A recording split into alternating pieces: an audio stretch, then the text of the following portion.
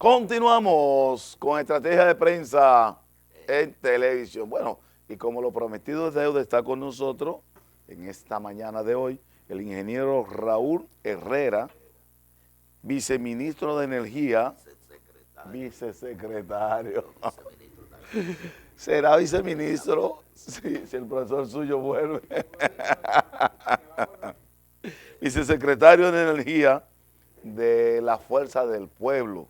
Muy buenos días, ingeniero Herrera. Bienvenido a Estrategia de Prensa en Televisión. Muy buenos días, satisfecho y contento de estar aquí en este prestigioso programa, esperando que podamos tocar algunos tópicos de interés para la población. Muy interesante. Mire, en los últimos días hemos visto como el barril de petróleo bajó hasta un 58, un 54 el barril. Sin embargo, el gobierno del Estado Dominicano no aplicó esa baja al costo, al precio de los combustibles, supuestamente porque ellos han tenido que aportar cuando ha estado a 70, 80. Fíjese, ¿Qué usted recomienda en ese caso? realmente de lo que se trata es de una, si se quiere, de una no puesta en ejecución la ley 112-00, que es la que establece el mecanismo de cómo se fijan los precios y por qué deben subir o bajar. En los últimos 2 años, el barril de petróleo ha bajado alrededor de un 25%.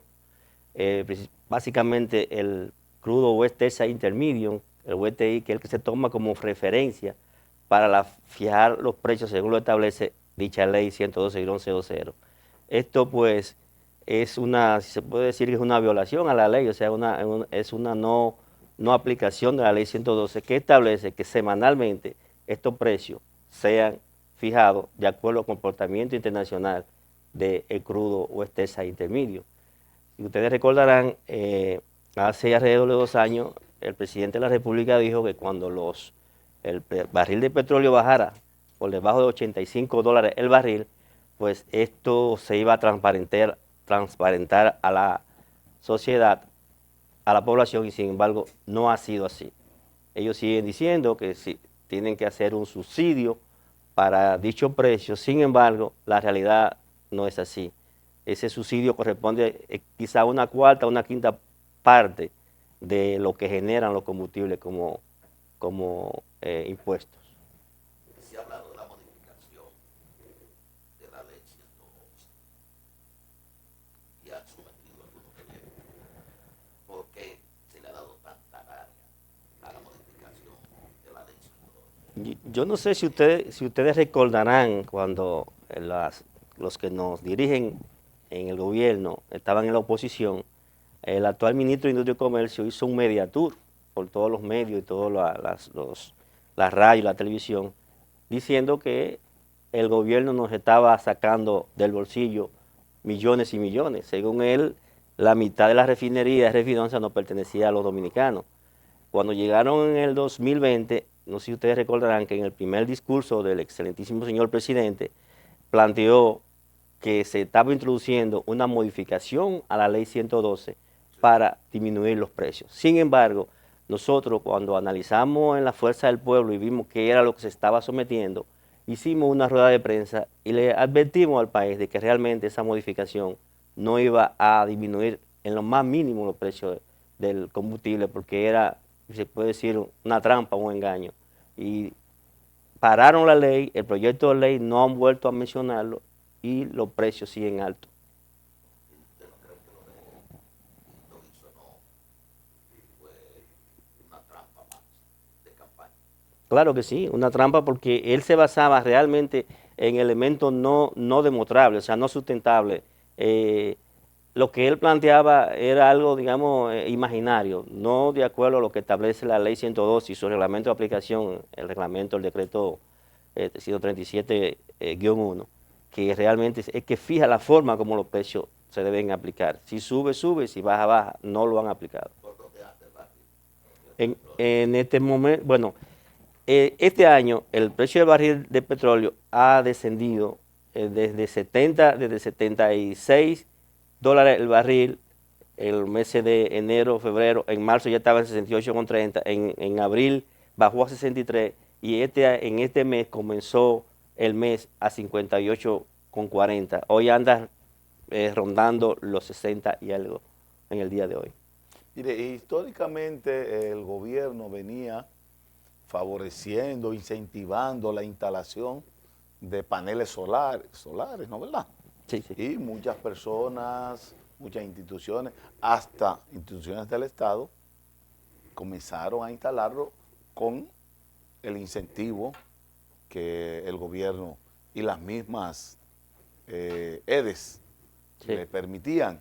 Sin embargo, en días pasados vimos cómo quieren desmontar esta ley y que después que usted invirtió y lo que tienen proyectado invertirlo, se le va a poner un costo, un impuesto, o no se le va a reconocer como se le ha reconocido hasta ahora. ¿Qué está pasando ahí?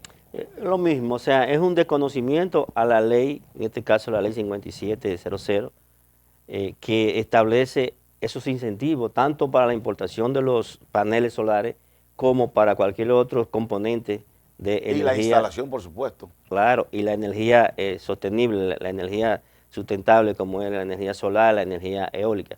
Con el caso de los paneles solares, hubo, no sé si ustedes se han dado cuenta, que hubo un cierto boom de instalación de grandes consumidores que vieron reducido su costo muchísimo. Sí, Entonces, para el incluso robo de la sede. nosotros, Robo de las sedes. en nuestro ejercicio profesional, nosotros somos asesores y consultores energéticos y ambiental y de combustible, y tenemos clientes que consumían, tengo un cliente que me dijo consumía alrededor de 500,000 pesos al mes, instaló un sistema y la última vez que hablé con él estaba consumiendo 80,000, o sea, de 500,000 a 80,000, porque es una estación de combustible que tiene muchos componentes, tiene restaurantes, tiene ese tipo de cosas.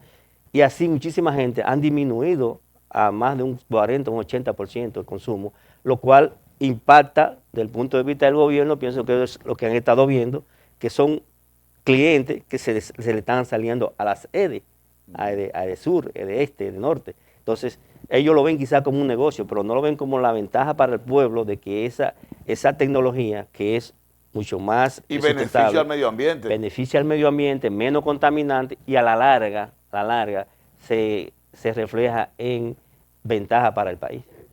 Y para el mismo gobierno. Y para el mismo gobierno que, aunque hay algo ahí que el pueblo normalmente no maneja, no se da cuenta, y es, yo recuerdo cuando yo estaba en el 2004, yo trabajé para la Comisión Nacional de Energía y se iba a establecer un programa de ahorro de energía. Y yo le decía a los compañeros, a los otros ingenieros, les decía, mira, si la analizamos profundamente, al gobierno realmente no es que le interesa tanto que baje el consumo. ¿Por qué? Porque el combustible aporta el 10% de las recaudaciones del gobierno. Es decir, si tú disminuyes el consumo de combustible, también está disminuyendo lo que generan los impuestos. Entonces, se ha manejado eso de esa manera. Y entonces, por eso yo nunca he visto como un programa real de ahorro de combustible en mi país. En este momento nosotros somos el tercer país de América Latina que más caro paga el combustible. Entonces, ¿por qué es eso? Bueno, será por el mismo negocio que tienen ellos con los generadores, porque recuérdese que hay funcionarios de este gobierno y del pasado gobierno por igual, que son juez y parte, sí, como el caso de Celso Marrancini y otros, que siendo ellos vendedores de energía, representantes de compañías, dirigen la energía en el país.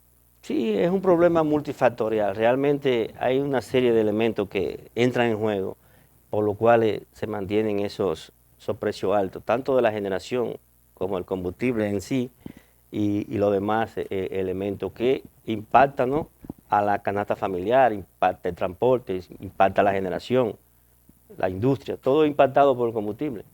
Por ejemplo, en el caso de la generación, no sé si ustedes han visto que el 85% de los costos de generación de una generadora es por combustible. El 85%.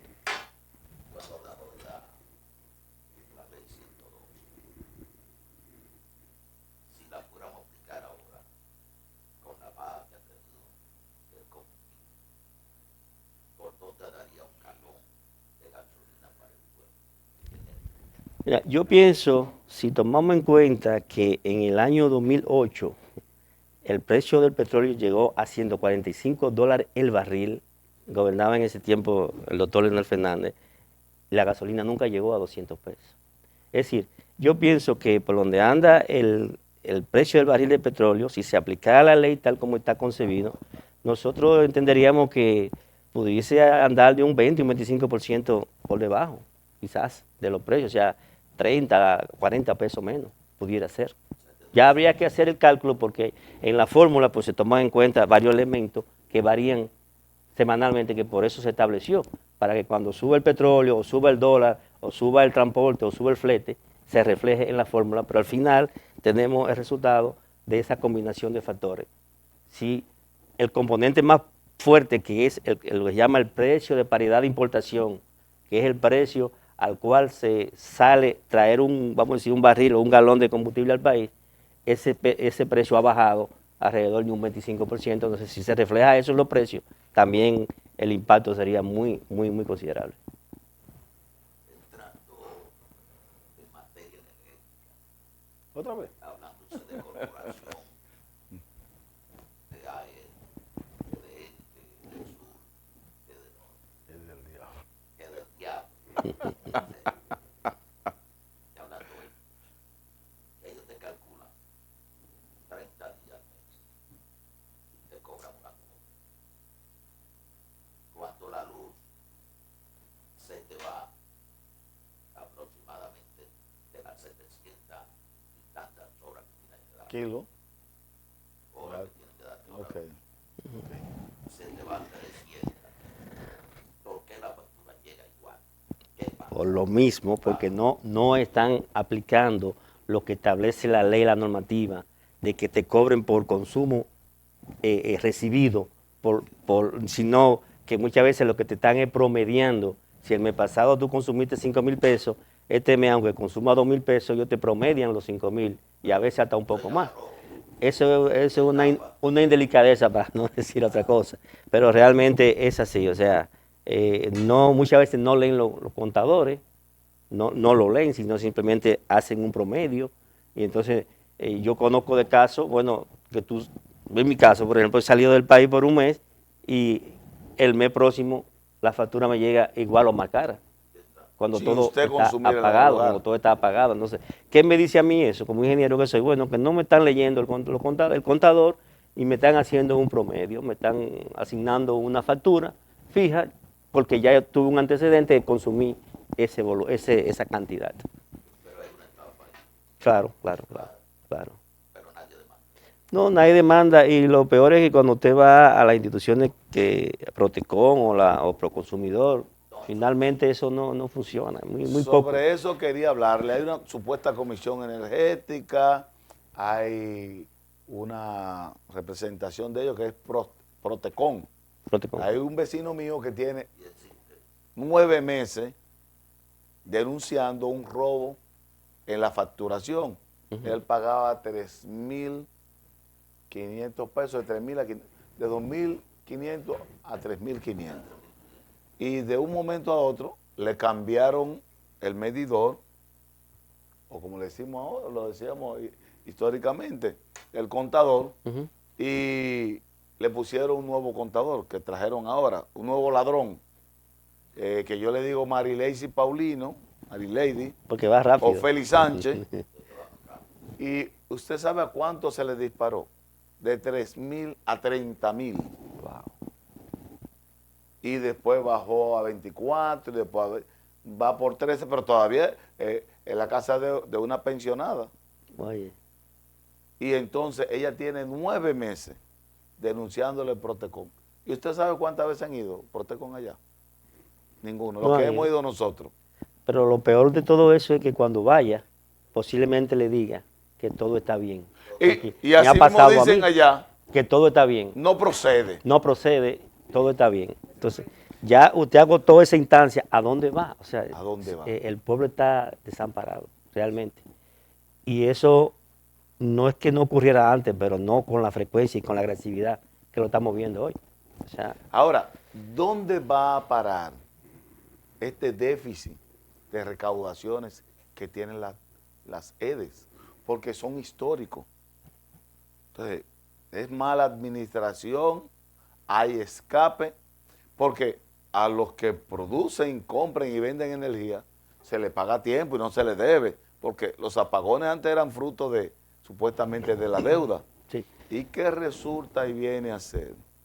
Que los apagones han vuelto y usted tiene que comprar ahora planta nueva, generadores nuevos, lo que le llama a uno inversiones nuevas, una cosa que había desaparecido Claro. en los gobiernos pasados. Es negligencia, es descuido, es robo o incompetencia. ¿Qué está pasando? Nosotros le llamamos falta de gestión, falta de gerencia, incompetencia y falta de planificación. Si tomamos las 3 EDE, de norte, de sur y de este, las pérdidas andan por alrededor del 43-44%. Las pérdidas. ¿Qué significa eso? Sí. Que si yo comprara celulares, yo comprara 100 celulares, solamente cobraría 56 celulares. Los otros no los puedo cobrar. Por eso, el subsidio del gobierno, lo que usted paga y pago yo, porque el gobierno es el administrador, pero sale de nosotros. Sí. Este año, el año 2024, rondó los 1.800 millones de dólares de subsidio de pérdida. Entonces, eso es un elemento que ha ido cada día en deterioro. En el caso, por ejemplo, de este, que es la que peor está, ha llegado un momento en que sus pérdidas han sido de 55%, más de la mitad. O sea, más de la mitad de lo que entrega se pierde. ¿Por qué? Porque no han establecido una serie de elementos para mejorar eso. Inversión en transformadores, inversión en medidores, lo llamamos contadores, inversión en línea, y todo eso se acumula unas pérdidas técnicas y no técnicas que llega a ese valor. Todos los años, por cada vez que el gobierno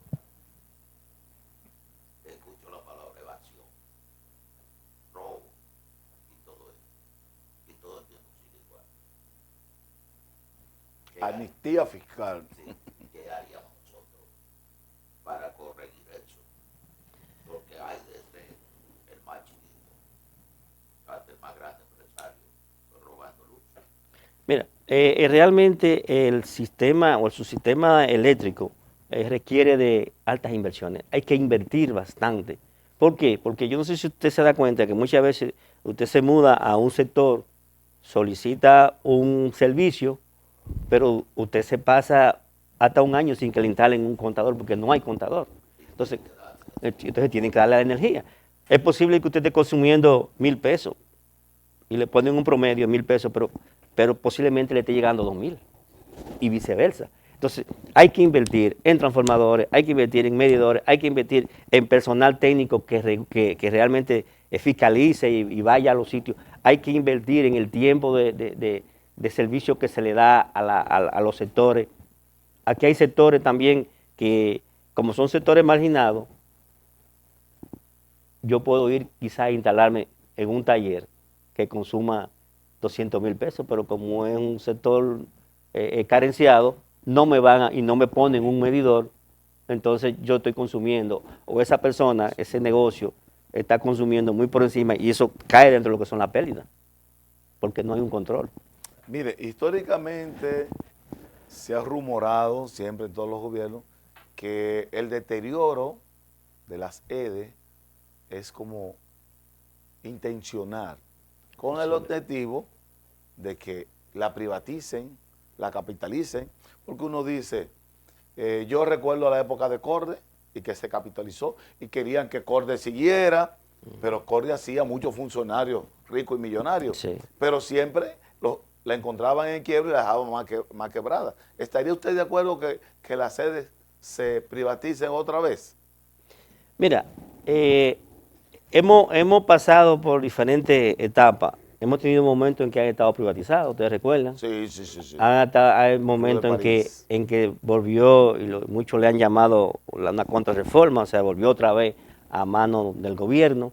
Pero la verdad es que se ha... ¿Ah? Sí. Lo que hizo fue renegociar. En mano, cuando estaba en mano privada, el resultado no fue el mejor. No fue bueno. Ustedes recuerdan que fue desastroso. Desastroso. Cuando se pasó al sector público, tuvimos un periodo, por ejemplo, nosotros tuvimos un periodo donde las pérdidas andaban por los 27, 28%. Se han disparado a un 42%, aún en manos del gobierno. O sea, cuando en los gobiernos anteriores se bajó incluso la pérdida y eran funcionarios públicos y eran del sector público. Es decir, que más que si es sector privado o si es sector público, es la eficiencia que hay que realmente tener pendiente en esa situación. No la suya, la última suya. La penúltima suya. La fuerza del pueblo. ¿Cómo anda? ¿Cuáles son los trabajos? ¿Y en qué está? Bueno, como ustedes sabrán, la Fuerza del Pueblo representa el partido de oposición, la mayoría. Pasar de un 5% a un 30% ha sido extraordinario, y se está en la labor de organización en el Congreso para elegir las nuevas autoridades y salir a la calle a conquistar el poder, porque realmente es una fuerza que cada vez más se evidencia su crecimiento, se percibe al doctor Leonel Fernández como el líder de la oposición, y yo entiendo que para el año que viene la Fuerza del Pueblo va a estar, como dicen en el pueblo, encaramado allá en los números. Pero falta mucho trabajo. Falta mucho trabajo y se está en la parte organizativa precisamente para Es un 29. empezar de nuevo. Sí. Ingeniero Raúl Herrera, en los últimos meses se ha comentado, se está estudiando, se está evaluando unas negociaciones para que la República Dominicana, generadores dominicanos, le vendan energía a Puerto Rico. Nosotros tenemos la capacidad para nosotros, con todos estos apagones que tenemos, venderle a Puerto Rico energía. No, definitivamente no tenemos la capacidad, pero creo que he escuchado ese proyecto conllevaría a instalaciones de nuevas plantas de generación, y según me he podido ver, una inversión, parece que son inversiones privadas, sí. Y ahí lo que se establece es la relación beneficio-costo. Sí. O sea, porque, pero con la estructura que tenemos actualmente, no podemos pensar en suplir a otro país, sino poder abastecernos localmente. Bueno. Pues muchísimas gracias al ingeniero Raúl Herrera, Sí. Vicesecretario de Energía de la Fuerza del Pueblo. Muchísimas gracias, este espacio es suyo, Gracias cuando a ustedes. guste. Muchísimas Así que gracias. ya usted sabe. Bueno, señores, en breve la deportiva con Miguel Cueva, el que más sabe de deporte, ustedes y nosotros. Nos vemos mañana con una entrega más de Estrategia de Prensa en televisión. Bye bye. Bendiciones.